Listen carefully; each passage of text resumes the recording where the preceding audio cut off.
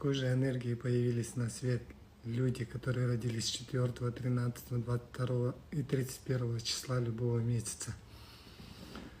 Это самые добрые люди. Они готовы делиться всем, что у них есть. Они готовы отдать все, что есть у них. Но при этом у них креативное мышление, креативные идеи. У этих людей очень много целей.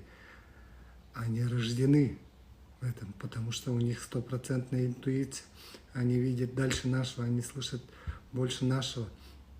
Поэтому, если у вас есть рядом такие люди, прислушивайтесь к ним. Это люди лучшие ораторы. Когда они говорят, у них запускается туман. И поэтому они готовы увести каждого человека в свое подземное царство и совершить революцию, потому что они всегда борются за честность. Честность – это их конек.